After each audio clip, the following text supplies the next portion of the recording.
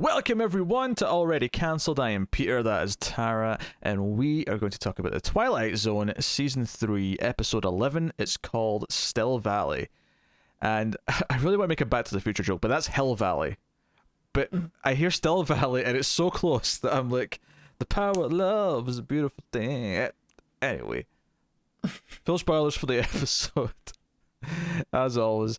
This one is about a Confederate soldier who goes to spy in a town where he believes there to be a regiment of the Union Army, and finds that they're all frozen completely still in place, and meets an old man who claims to have done this himself with his book, using the black magics, the dark arts. And that is the premise upon Satan of the episode. And I have to say something before I even ask you if you liked it or not. I don't think I've ever laughed out loud at this show as much as I did when he held up his book. When I'm thinking Necronomicon, I'm thinking various spell books, and the camera cuts to the cover and it just says witchcraft on it. I howled with laughter. I thought it was hilarious that his book just says witchcraft on the front. Yep. It's like that joke in the I mean, it's Satan. He's straight to the point. It's like that joke in the Naked Gun movie where they go to the hospital and the hospital just says the hospital. It doesn't have like a name. It's just the hospital. That's what it made me think of. It was that kind of like joke, but not intentional in this case. So Tara, what did you think of Still Valley? I didn't really like this one that much. That's fair. Yeah, I'd say I'm kind of mixed on it, I guess, which I guess leans more towards not liking it. I understand the message, like, don't give up your morals even in war, but I don't know, it's not a great episode. Yeah, to sort of take that a little bit further, it's not worth winning if we have to, go down a dark path to win. Notably, of course, the episode never addresses what they're fighting for in the first place, which I would argue is already a fairly dark path. That maybe this is a perception thing, but it's hard not to it's hard not to look at a Confederate character and something like this and see them kind of as villainous and not sort of think of them in that way. So I appreciated the message overall. I think it's well intentioned, and it does a decent enough job of setting up the main character because he's with this younger guy at the start, but as they're just sort of talking before he goes down to the town, and they hear some noises, but then it goes quiet and it's kind of eerie. But there's a little bit there where the younger guy's like, "Hey, what if we just go down there and like turn ourselves in and like give up?" And he smacks him and says, "No, like if you're going to be a coward, that's fine, but don't ever suggest that I will be a part of your cowardice." And the idea being that he's not this scared young guy like this other one. He is very devoted to his cause. He cares about this and being a good soldier. So the idea being that even he has honor at the end, when like his general's there and he's like, okay, yeah, we're about to lose. Things aren't going so well. Let's use this dark arts. Let's do this. But in doing so, he has to the start of the thing is to renounce God. And he's not willing to do that. He says it's not worth winning. If it's either this or we lose, then we lose, and we live with that and whatever. Yeah. I appreciate the message. I appreciate the idea of accepting defeat because you'd rather be noble in defeat than do something this inhuman, this shady, this devious to win. And they get punished for it. Yeah. They get sent presumably by Satan to Gettysburg. Yes, that's like a little footnote at the end. Yeah, Serling just casually says, "Yes," and the next day they went to Gettysburg. Which, that's Satan for you. He loves a good irony. I don't think that's what that is, but although I think that's genuinely maybe the first time that I've ever been made aware that Gettysburg was in Pennsylvania, because I think that's what he said at the end. It's like a little town in Pennsylvania called Gettysburg. Yeah. And I'm like, oh, okay, I didn't know that. Fair enough. There's a whole movie about it. Oh, I'm sure there is. I've heard of Gettysburg. I've heard of it even. would it shock you to learn that the American Civil War is not something that's focused heavily on the Scottish school system?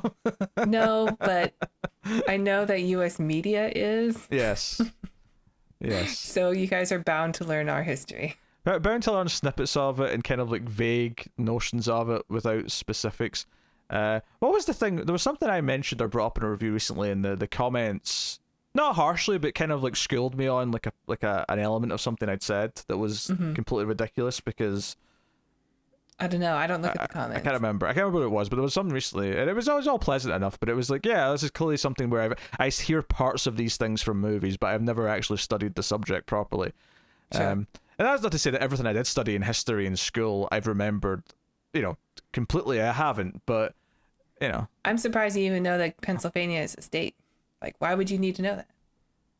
You live in Scotland. I half of the states it's hard to avoid knowing just because of the world. I mean, everyone movies. knows New York and California. Yes, those are the obvious ones. And probably Florida. But I mean, yeah, once you start getting to like Idaho, it's like, where's that on the map? Where potatoes come from? Where's that on the map? I don't know. It's one of those weird ones in the middle no one cares about. It's just...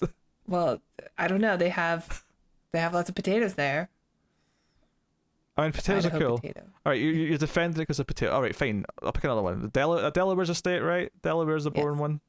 It even sounds boring. According to Wayne's World, yeah. Delaware.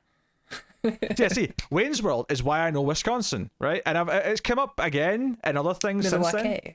But because of Wayne's World, I know Wisconsin, and I know Milwaukee's in Wisconsin. That's where I learned about Wisconsin. If you really learned, you would know it's pronounced Milwaukee. Quiet you. Alice Cooper would have taught you that. And similarly, I know Detroit because of RoboCop, and from everything I hear, is a fairly accurate representation of what Detroit's like.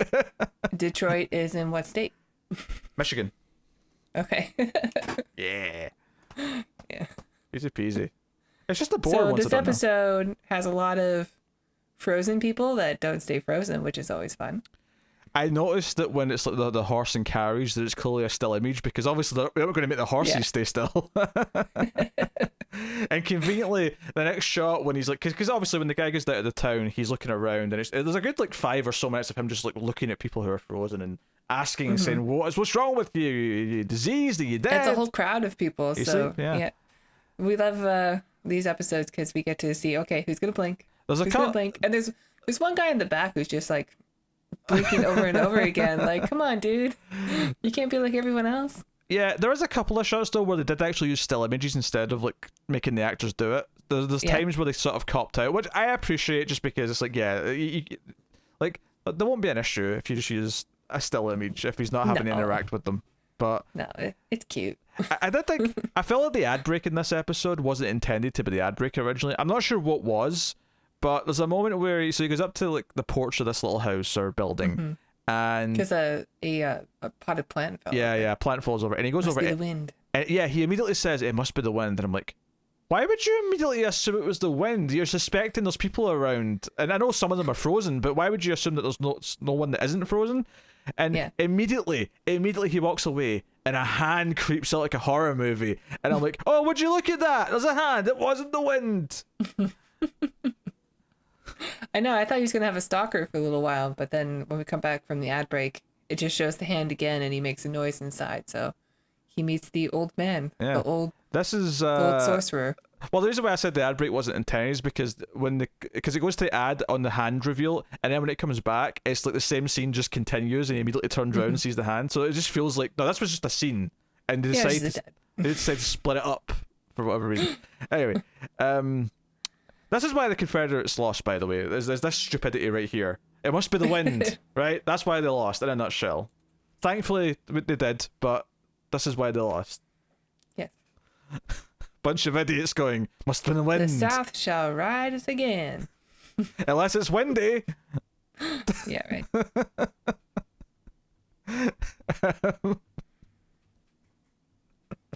So, yeah, the old man's got his witchcraft book. It's not even made out of human skin. No, I watched a lot of the hit television show Buffy the Vampire Slayer, and none of Mr. Giles' books, not one of them, just said witchcraft on the front. I know. Even the cover of it has like some sort of font that looks like it's made. I don't know. It looks like it's for like a party store or something. It looks like the kind of book that you would buy for your 9-year-old who's going through a phase. You're like, all right, here you go. Yeah, learn some card tricks from this book. It wasn't even like a book. It was more like a. It was more like the sort of like little kind of. Like a file. Yeah, like a file that you, the sort of thing that you would like kids would have in school. This is your work for the course. Here's your, for the semester. With the 3 prongs. Yeah. Yeah. That's what. But you guys have 2 prongs in the UK. You guys are 2-prong people, aren't you? 2 or 4, depending. You can have either. Yeah. Damn metric. What, seriously? All ring binders have 3 prongs in the US? Mm-hmm. What is this madness? The 2 endpoints and then the middle. It makes sense. Okay. All right. That's why we're number 1. You're wasting all that metal. Just wasteful is what it is. We have extras. We get it all from China, so. Oh dear.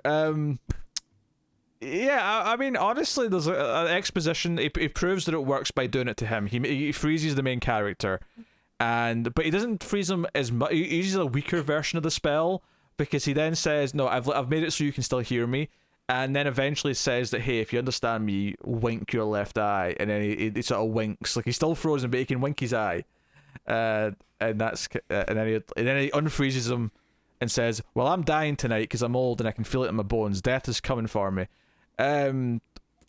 Yep. Which I thought was going to be more important, but it wasn't. It was just that it's just for him to give the book to this guy to go and use it on, because he's like, no, go use it on the Union, go use it on all of them, freeze the entire army, and win. Yeah, I thought it would be a kind of a fun, like Faustian tale if they wanted to go that direction of making a deal with the devil in order to do, but then ultimately you lose your soul doing that. But instead, it's like, if Faust was given the option and decided not to take the ultimate knowledge, but I don't know, it's not as interesting. Not as interesting. I don't know. These guys, they made the right decision. They didn't sell their souls in order to, win the war. The problem is, I think, is that it's the only thing about the main character that's remotely likable is that he makes this choice. Everything else about him, there's nothing. I don't know. Like, maybe this is like a He's modern. noble. This modern sensibility that we just we look at. Okay, even as Confederate soldiers, you're going to have to give us some sort of layers here to make us see them anything other than Confederate soldiers, because ultimately. Yeah, it's been a long time since the Civil War, and I don't feel bad when people can't fly Confederate flags anymore. No. I don't have sympathy for that anymore. No, not at all. So it's it's hard. And I think some of the previous examples we've had of episodes that have dealt with this have had a more prominent message at the forefront that's been a bit more okay, this stands a bit better in time. This idea of giving up because remember the one with all the ghosts walking past the house? It was that was a good episode. The idea being that now it's over now, we have to accept the result, we have to accept and move on, was ultimately the message of that. And while there is a nice message here, it's not like a bad message to have. It's kind of weird it being on this side of the conflict. Would it have meant more by having the victors, or having them have this option, but then deciding not to? Maybe it's less dark that way, because then because you don't have that dark ending where then they went to Gettysburg and died. Kind of. I think it has. It's odd that we have so many of these types of episodes. Like, we get so many Civil War episodes, or I mean, it might just be because the Western movies, and I think we talked about this last week when we were that it was about 100 years anniversary, give or take, was it not? Yeah. So it was in the mindset a lot at the time in the early 60s. Yeah, I think there is a bit of a romanticism for the South, that a time before, everybody's nostalgia for another time, and I think people were just still dreaming of a simpler time when, that's probably why Western movies were so we're just so popular. What does it say about us then that we gravitate more toward? No, give me the sci-fi cyberpunk city. Give me the spaceships. Give me the complex and better. We're nostalgic for old future. Give me grunge. Give me a world where everyone's deceitful and it's killer be killed, but not Western, like but sci-fi, grungy, laser beams, aliens. Yeah. That's more us. Stuff. Yeah, and if it feels like we're like pivoting away from the episode a lot in this one, I think it's because the episode doesn't actually have a whole lot to talk about. Not really. Is this like a well-liked episode? Nah, the average rating on IMDb is quite a bit lower than the last few. Because we've been on a pretty good streak actually of episodes recently. I think this one's the last one was great. Yeah. So this one's notably kind of a step down from recent episodes, and I think it is that. The two things it fails to is I don't think it's super sympathetic for the characters. The message is fine, but I also think that it's not that super entertaining either. There's a little bit of intrigue as he finds the town, they're all frozen still, but then it just becomes, he talks to the old man for a bit, gets some exposition, takes the book back to camp, says that he used it. There's another soldier that shows up who sees where he used it on this little platoon and says, yeah, they're all frozen still like statues, and it's like, okay, this proves to the general that this is working. Yeah. And then he makes the choice, throws it in the fire, so as not to sell their souls to the devil. And Rod Serling plays us out and says, yeah, they all went to Gettysburg, but, let it be known in the Twilight Zone, this choice was not made right before. Kind of thing. That's basically it, yeah. That's the whole thing. It's sad because sometimes you watch an episode and I'll get like 2/3 through it and I'm like, unless this is something really surprising in the last couple of minutes, I feel like there's going to be very little to actually discuss with this one. There's nothing super notable about how it's shot or how it's presented. There's nothing super, the obviously they're on like some sort of location for the little town front, like a little backlot area. The little area with a camping though at the start is clearly a soundstage with like a painted backdrop, and it feels that way. It just is what it is, and I'm not critiquing that. Just that there's nothing special about the setting. There's nothing special. It feels like a relatively cheap episode that was knocked out fairly quickly. Yeah, leftover sets from Bonanza or whatever. It's fine. It's not like the worst episode we've watched. Even this season, I don't think. It's just, I don't know. I didn't really enjoy it very much. No, I wasn't that engaged. The parts that I liked the most were trying to find the people who were blinking or swaying or moving around. I did appreciate that the camera this time wasn't standing still, so it wasn't so obvious when people were swaying back and forth a bit. It was constantly in motion when the people were and it still. It wasn't a popular thing to do at the time, admittedly, but I think what would help that even better is if it was handheld, because then there's a natural shakiness to the camera. It means it would hide it even more. Yeah. Of course, we can still tell when people are blinking. Yeah, there was a guy who was holding a barrel for a long time. He was impressive. He had to hold a pose while holding a barrel. Not bad. I mean, even obviously the barrel's, has nothing in it, but at the same time, you're holding a prop for a long time. Like that's hard to do. As someone who's held a boom mic for a long time, and you don't have to be still, admittedly, but just having to hold the boom mic up for take after take. It gets really tiring on your arms. Like, it really starts to hurt after a while.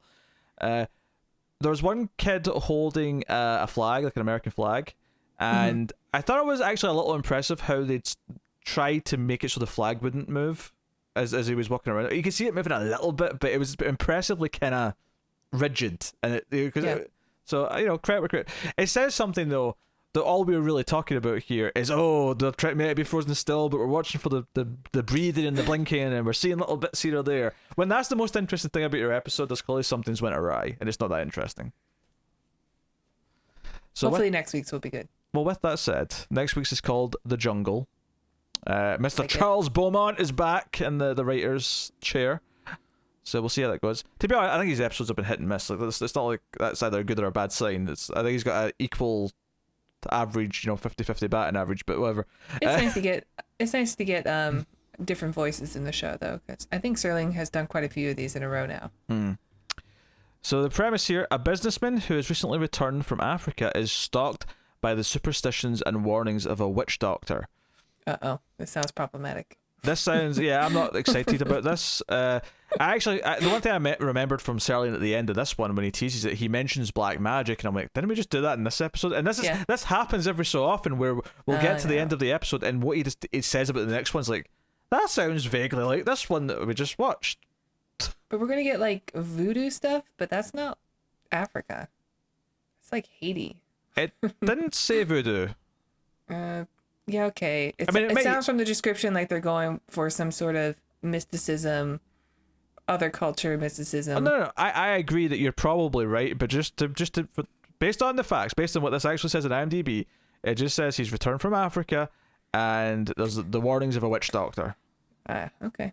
Which, admittedly, I do think might end up being problematic because of the era, and because of TV, and because of a lot of things. But we'll see. So maybe we're hitting the slump in the middle of the season here. Yeah, maybe. It's been pretty good going so far, though, so we'll see. But there you go. That's what's coming next time. So let us know what you thought of this one in the comments below. If you've seen it, like and subscribe, all that stuff. Liking is super important on YouTube. It is the nice, easy, and free way to support us. But you can support us financially, can't they, Tara? That's right. If you enjoy the reviews, please check out the Patreon page. It's patreon.com/SmileFestTV. And if you donate as low as $1 per month, you will get access to bonus episodes for other shows we do, including the ACE, the Atomic Cinema Experiment, which is our science fiction movie review show. And if you donate $5 per month, you will get access to these Twilight Zone episodes 1 week early. And some other shows you get a week early, and some shows a day early. So if you like us and you want extra stuff, please check it out. Thank you. There you go. So that is us. So catch us on Twitter @mailed_fuzz for channel updates. But otherwise, thanks once again for watching or listening. We'll see you next time. Keep watching TV in the Twilight Zone.